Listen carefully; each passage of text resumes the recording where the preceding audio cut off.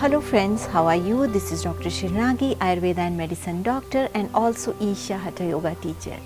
Today in this video we are going to talk about certain diseases for respiratory system for which Ayurveda can be a great help. So let's understand certain most common respiratory system problems which most of the people have, or many people are in the phase of developing these diseases but they are not aware of. So it is just like if we have knowledge of certain respiratory problems, we can take precautions on time and we can protect ourselves from not landing into certain diseases. So here Ayurveda plays a very big important role.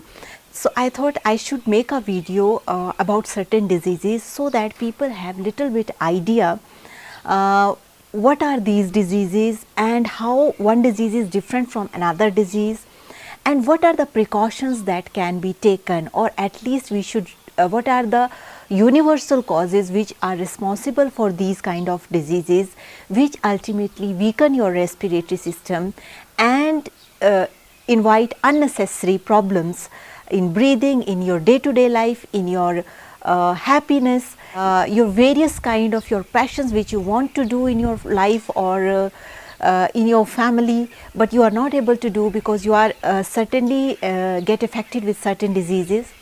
But if you have little knowledge about these diseases, definitely you can take precautions and you can prevent these diseases from entering in your life. So let's see what are these diseases and let's try to understand what these terminology means and what exactly happens in these diseases. So first such kind of disease we are going to talk about chronic bronchitis. You have heard this terminology most commonly, like, oh, I am going through bronchitis, or many times doctor says like, okay, you have bronchitis. It's very common, and those people who are not aware of what is bronchitis, they feel maybe it's some kind of disease. Definitely it is a disease, but let's try to understand in a very simple language what is this disease and how you can prevent it. We all know, like, we have a bronchial tree, you know, the bronchus, in which like we inhale, there is a pipe over here and then it gets distributed and then it has more small tributaries which distribute the air that we breathe into the lungs, and at the end there are certain bags that is called alveoli where the exchange of air happens and all the carbon dioxide from our body that got transmitted from these alveoli into this bigger pipe and it just come out as carbon dioxide. So this is whole exchange of air all the time happening in the lungs. Now many times in this bronchitis what happens is some kind of irritating stimuli. It can be anything, it can be some virus, bacteria, some kind of irritant or any kind of infection that increase the secretion of the mucus in your bronchus. Mucus, you know, there is a thick substance that always our bronchus secretes, but when it suddenly increased because of some outside stimulus, somehow this secretion of mucus got increased and it got clogged in this bronchus pipe. So then it is termed as bronchitis, because then it will cause inflammation of the bronchi and ultimately we are not able to breathe proper. So this is very common bronchial problem that we come in touch in our day-to-day life. Next, same kind of disease is called emphysema. Emphysema sounds like very something big disease, but in this happens what? Like I told you, at the end of these bronchus there are small alveoli. You can say they are small sacs from where air exchange of air happens. So what happens? The exchange of the air, the area, let's suppose this is the area from where the exchange of air is happening, somehow it becomes smaller. It becomes smaller because of the breakage of alveolar, like walls of alveoli, these sacs, these walls got broken and somehow this area becomes small. Then again we feel some kind of breathing difficulty. We are not able to breathe properly because the area from which the exchange of air is going to happen, that becomes very small. So if this kind of problem happen in certain lungs, this is called emphysema. Next comes asthma. Asthma is a very common disease, or it is also understood as any obstruction in bronchi or bronchioles like main pipe and its tributaries that cause breathing difficult, that makes breathing difficult and produce some kind of wheezing sound, that is termed as asthma. It's a very common disease. Many people have some allergic asthma, many people have some symptomatic asthma that just develop because of some underlying pathology. So, sometimes it is psychological also. So, there are variety of asthmas that happen, and that is also most common disease of our respiratory system. Next comes pneumonia. Pneumonia, I think everybody knows about pneumonia, and people have heard about pneumonia, most common lung infection it is. It is again this alveoli infection, like I told you, there are some kind of sacs where exchange of air happens. So, these kind of balloon shaped sacs are there. So, this pneumonia is also the infections of alveoli, this surface. So, it is again the infection of alveoli caused by bacteria or viruses.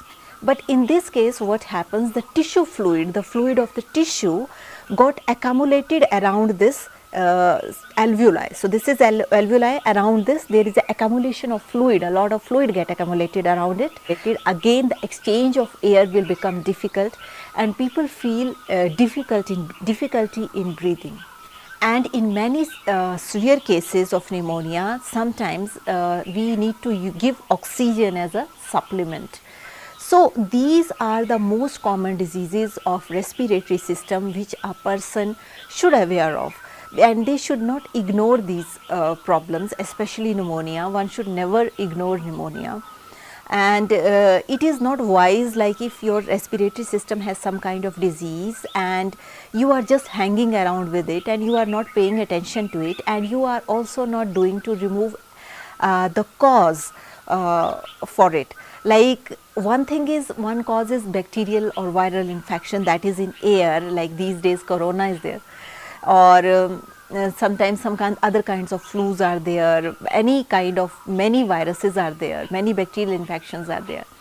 So, there can be many reasons, these are like outside reasons, but there are certain things which are our behavior patterns which we can change, so that even there are outside viruses, bacteria are there, they do not damage our lungs to that extent, because if we do certain things in our life, definitely it will make your respiratory system more healthy.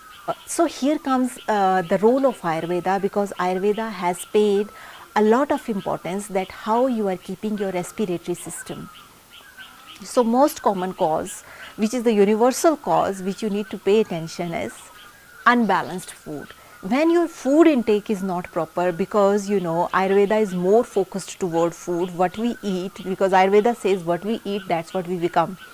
So, unbalanced food, when we say unbalanced food, Ayurveda mainly focuses on this junk food and the fast food and packet food, quick preparations of food, scanned food.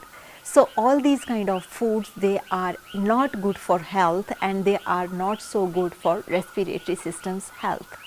How it affects is, because all these food when we eat, these slowly will lead to indigestion, it will disturb your digestive fire, which ultimately will reduce your immunity.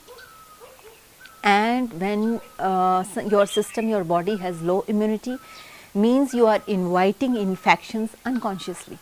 So, it is a whole chain that we need to understand, like how we eat, what we eat, it makes a lot of difference in our life. Next most common cause that is responsible for making our immunity low and that affects your respiratory systems is late night works. Some people are, they say like they are late sleepers, they used to work 2-3 o'clock at night. If you have a kapha body type, still this late night working will suit you.